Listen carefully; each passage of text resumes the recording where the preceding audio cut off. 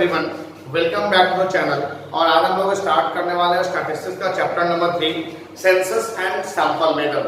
As per the NCERT book, ये census and sample method को combine किया गया है सेकंड चैप्टर यानी कलेक्शन ऑफ डेटा के साथ, बट मैं इसको आपको अलग से पढ़ा रहा हूँ, सेंसस एंड सैंपल मेथड। तो सेंसस एंड सैंपल मेथड में जो सबसे पहला टॉपिक हमने कवर करना है वो है पॉपुलेशन ऑब्लिक इनवर्स। पॉपुलेशन या यूनिवर्स किसको बोला जाता है? अब यहाँ पे पॉपुलेशन से सीधा हमारा माइंडसेट जाता है पॉपुलेशन यानी जनसंख्या, बट यहाँ पे वाला पॉपुलेशन नहीं है।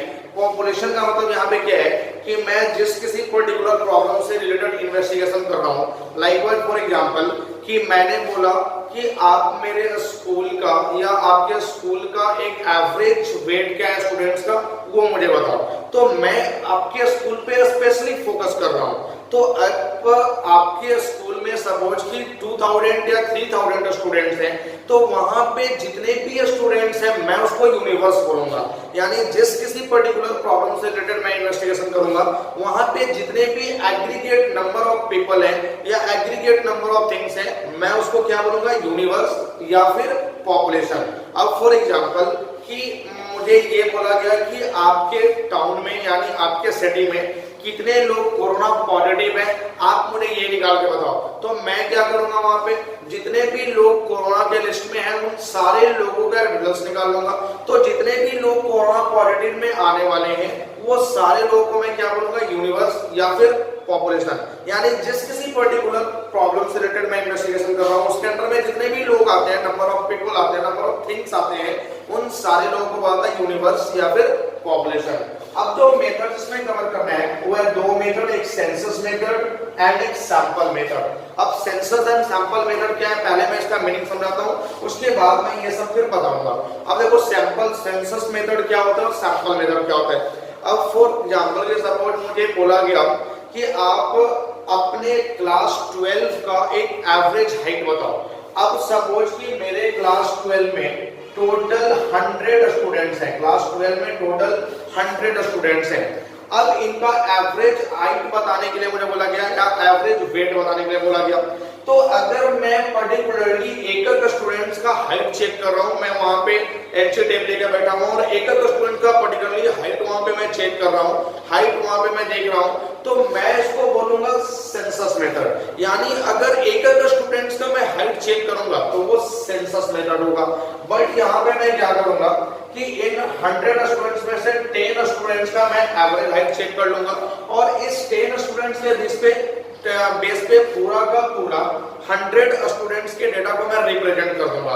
तो ये हो जाएगा मेरा सैंपल मेथड। यानी 10 स्टूडेंट्स का मैंने सैंपल लिया और उसके बेस पे पूरे क्लास का एवरेज हाइट रिप्रेजेंट कर दिया, तो ये हो गया मेरा सैंपल मेथड। यानी सेंसस मेथड में एक स्टूडेंट्स का हाइट चेक करना है और सैंपल मेथड में कुछ एक पर्टिकुलर ग्रुप का मैंने हाइट चेक कर लिया और उसके बेस पर मैंने पूरे क्लास का डेटा रिप्रेजेंट कर दिया कि मेरे क्लास का डेटा यानी ये एवरेज हाइट जो है ये है, तो इसको मैं बोलूंगा सैंपल मेथड। तो ये था आपका सेंसस एंड सैंपल मेथड। अब मैं देखता हूं सेंसस मेथड एक्चुअल में होता क्या है। सेंसस मेथड में जितना भी यूनिवर्स है, यूनिवर्स में जितने भी लोग हैं, मैं पर्टिकुलरली एक को चेक करूंगा, that is called the census method. क्या बोल रहा है? Under this method data is collected. इस मेथड में डेटा को कलेक्ट किया जाएगा covering every item of universe. Every item of universe को यानी एक आइटम को कवर करके relating to problem under investigation. Relating to problem under investigation का मतलब क्या हो कि मैं जिस प्रॉब्लम से रिलेटेड भी डेटा कलेक्ट कर रहा हूँ, इन्वेस्टिगेशन कर रहा हूँ, उनका जितने भी यूनिवर्स में लोग हैं, जितने भी यूनिवर्स में नंबर एग्रीगेट नंबर है, मैं सबका पर्टिकुलरली जाकर के कवर कर रहा हूँ data, that is called the census method. अब फॉर एग्जांपल मैं यहीं पे एग्जांपल लेता हूँ कि अब मुझे यहाँ पे बोला गया कि आप अपने पूरे स्कूल का जिसमें टोटल आपका यूनिवर्स है 1000 यानी नंबर ऑफ स्टूडेंट है 1000, इन 1000 स्टूडेंट्स का एवरेज वेट बताओ। तो एवरेज वेट का मतलब कि मैं क्या करूंगा, मैं 1000 स्टूडेंट्स का एकक का हाइट चेक करूंगा या एकक का वेट चेक करूंगा और उसके बेस पे मैं एवरेज वेट निकालूंगा। तो ये हमारा क्या हो गया, सेंसस। यानी हर एक स्टूडेंट्स का मैंने वेट चेक किया, उसके बेस पर मैंने एवरेज वेट बताया, तो that is called the census method. अब ये कहां सुटेबल होगा, suitability, a small size of population, जहां पे पॉपुलेशन का साइज काफी स्मॉल होगा, यानी बहुत कम नंबर ऑफ पीपल होंगे, वहां पे ये सुटेबल होगा। फॉर एग्जांपल जो स्कूल में 1000 स्टूडेंट है, तो 1000 स्टूडेंट्स में एकक का वेट, एकक का हाइट चेक करना इजी है, वहां पे हम लोग चेक कर सकते हैं। तो काफी यहाँ पे स्मॉल पॉपुलेशन है। बट अगर ये बोला जाए कि आप पूरे इंडिया का एवरेज हाइट बताओ, तो इंडिया में टोटल 133 करोड़ लोग हैं, 133 करोड़ लोग, तो क्या हर एक का हाइट, हर एक का वेट चेक कर पाना पॉसिबल है? वो पॉसिबल नहीं है।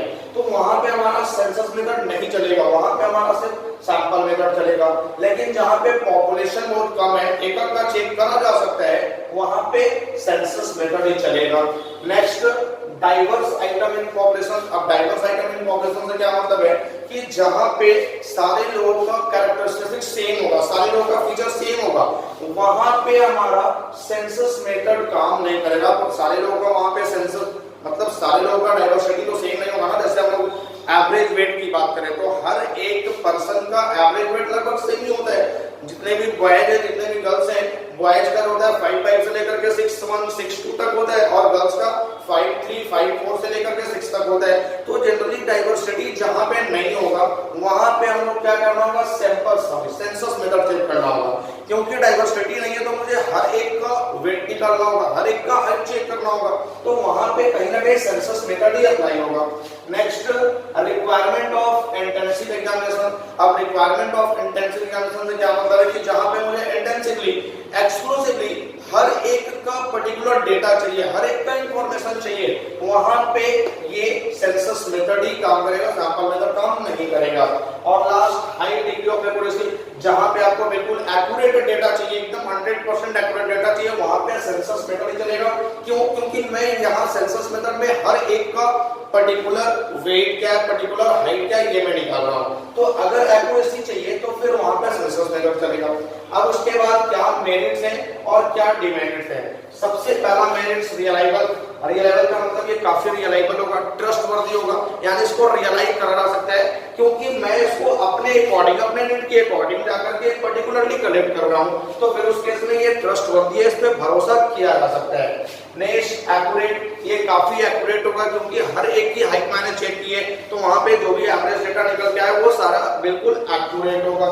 नेक्स्ट, लेस बायस। लेस बायस का मतलब क्या है कि यहाँ पे बायसनेस बिल्कुल भी नहीं होगा। अब बायसनेस से क्या मतलब है कि फॉर एग्जांपल कि मैंने यहाँ 100 स्टूडेंट्स का एवरेज डेटा कलेक्ट किया था, इन 10 स्टूडेंट्स के एवरेज हाइट के बेस पे, या अब 10 स्टूडेंट्स का जो एवरेज हाइट लिया था, यहाँ पे तो मैं पार्शियलिटी भी कर सकता हूँ कि मैं अपने 10 फेवरेट स्टूडेंट्स का एवरेज हाइट निकाल लिया और उसके बेस पे मैंने क्या किया कि पूरे यूनिवर्स का डेटा रिप्रेजेंट कर दिया। तो यहाँ पे कहीं ना कहीं मेरा फेवरिज्म हो सकता है, पार्शियलिटी हो सकता है, यानी कि अब लेकिन सेंसस मेथड में क्या है कि मैं एकक का डेटा कलेक्ट कर रहा हूं, तो फिर वहां पे तो पार्शियलिटी नहीं हो सकता है ना, वहां तो मैं फेवरिज्म नहीं कर सकता हूं, तो लेस बायसनेस। उसके बाद स्टडी ऑफ इंटेंसिव कैरेक्टरिस्टिक्स। अलग अलग कैरेक्टरिस्टिक्स का एग्जामिनेशन होगा, अलग अलग कैरेक्टरिस्टिक्स का स्टडी होगा।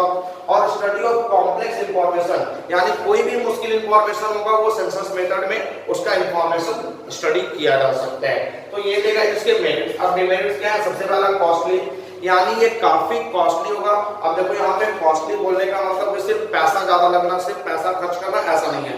कॉस्टली का मतलब पैसा भी ज्यादा लगेगा, टाइम भी ज्यादा लगेगा, एफर्ट भी ज्यादा लगेगा। यानी मोर एक्सपेंसिव का मतलब होता है कि more time consuming, more efforts consuming and more money.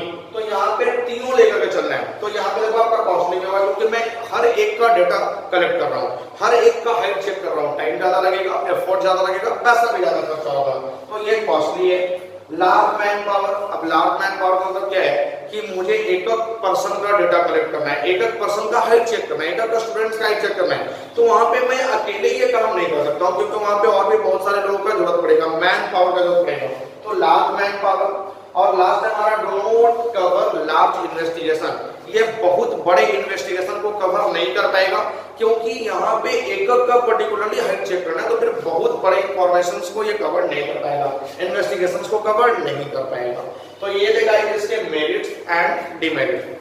अब उसके बाद मैं आता हूँ नेक्स्ट मेथड को जल्दी से हम देखते हैं। नेक्स्ट हमारा क्या है, सैंपल मेथड। सैंपल मेथड में क्या था कि मैंने एक पर्टिकुलर ग्रुप का डेटा निकाला और उस डेटा के बेस पे पूरे यूनिवर्स के डेटा को रिप्रेजेंट कर दिया। अब फॉर एग्जांपल कि मुझे 1000 स्टूडेंट्स का एवरेज वेट चाहिए, मेरे स्कूल में टोटल 1000 स्टूडेंट है, तो मैं यहाँ पे 1000 स्टूडेंट, एक एक स्टूडेंट का वेट चेक नहीं करूंगा, इसके बेस पे मैं 50 या 100 स्टूडेंट्स का वेट चेक कर लूंगा और इस 100 स्टूडेंट्स के एवरेज वेट पे मैं ये बोल दूंगा कि हमारे टोटल 1000 स्टूडेंट्स का एवरेज वेट यही है। तो ये होता है हमारा सैंपल मेथड। अब क्या होता है sample method? Under this method, इस मेथड के अंतर्गत data is collected about a sample, एक सैंपल के बारे में डेटा कलेक्ट कर लिया जाता है on A group of item, जो कि ग्रुप ऑफ आइटम से कलेक्ट किया जाता है, टेकन फ्रॉम पॉपुलेशन, जो कि पॉपुलेशन से लिया जाएगा फॉर एग्जामिनेशन के लिए, and conclusion drawn on their basis, और उसी के बेसिस पर एक कंक्लूजन निकाल लिया जाएगा।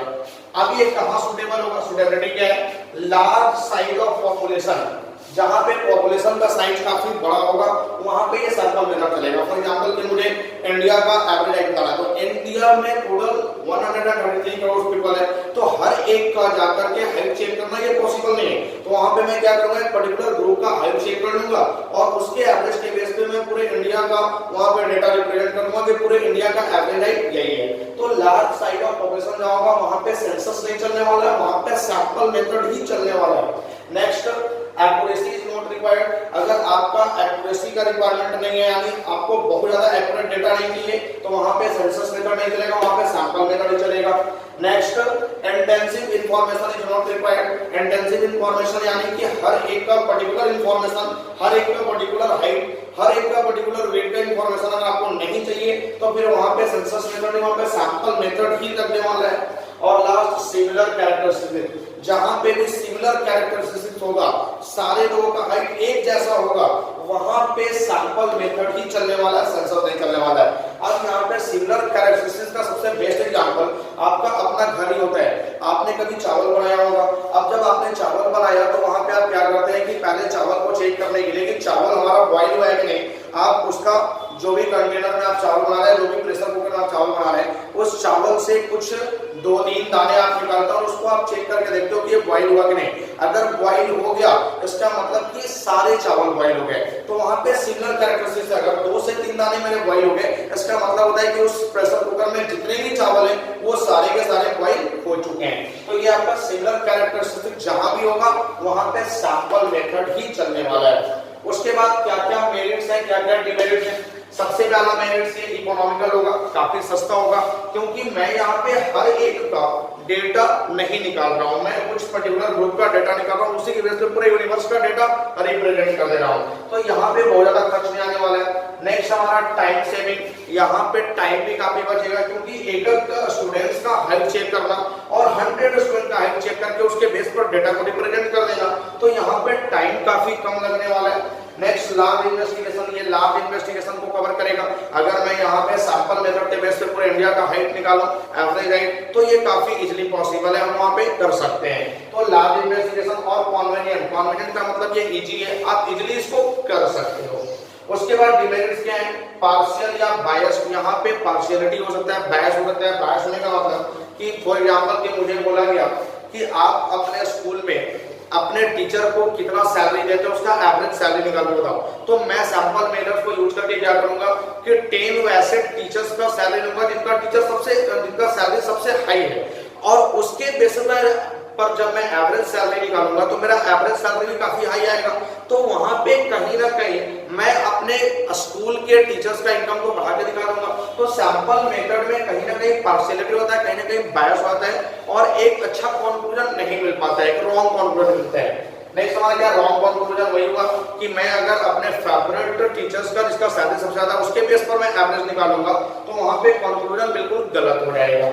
Next, difficult in choosing sampling. अब एक सैंपल के बेस पे पूरे यूनिवर्स का डेटा रिप्रेजेंट करना है, तो कौन सा सैंपल सबसे बढ़िया होगा, मेरे लिए सबसे अच्छा होगा, ये चूज करना काफी डिफिकल्ट होता है, क्योंकि सैंपल क्या अच्छा होगा इसको चूज करने के लिए कहीं ना कहीं आपको स्पेशलाइज्ड नॉलेज की जरूरत पड़ेगा, और स्पेशलाइज्ड नॉलेज सारे लोगों के पास नहीं होता है, तो सैंपल चूज करना कहीं ना कहीं हमारे लिए काफी डिफिकल्ट बात है। और लास्ट, स्पेशलाइज्ड नॉलेज, हर एक सैंपल को सिलेक्ट करना, क्योंकि उस सैंपल के बेस पे मुझे पूरे का पूरा यूनिवर्स का डेटा रिप्रेजेंट करना है, तो कौन सा सैंपल अच्छा होगा जिसके बेस पर पूरे यूनिवर्स के डेटा को रिप्रेजेंट किया जा सकता है, उसके लिए कहीं ना कहीं स्पेशलाइज्ड नॉलेज का जरूरत पड़ेगा, कोई सिंपल नॉलेज वाला पर्सन ये काम नहीं कर सकता है। तो ये रहेगा एक मेरिट्स एंड डिमेरिट। अब यहाँ पे एक क्वेश्चन अराइज हो सकता है कि जिस सैंपल के बेस पे आप पूरे यूनिवर्स का डेटा रिप्रेजेंट करने वाले हो, वो सैंपल हमारे लिए कैसा होगा, यानी कौन सा सैंपल अच्छा होगा। तो यहाँ पे आप बोल सकते हैं which sample will be considered as the best for representing the data of universe, कौन सा सैंपल डेटा को रिप्रेजेंट करने के लिए सबसे अच्छा होगा।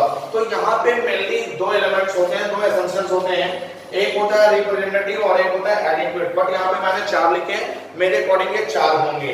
सबसे पहला रिप्रेजेंटेटिव। रिप्रेजेंटेटिव का मतलब क्या होता है कि वैसा सैंपल जो पूरे यूनिवर्स के डेटा को रिप्रेजेंट करे, अगर वो रिप्रेजेंट कर रहा है तो उसके बेसिस पे मैं पूरे यूनिवर्स का डेटा बता सकता हूँ। नेक्स्ट हमारा क्या है, इंडिपेंडेंट। इंडिपेंडेंट का मतलब कि किसी दूसरे पर डिपेंड नहीं होना चाहिए।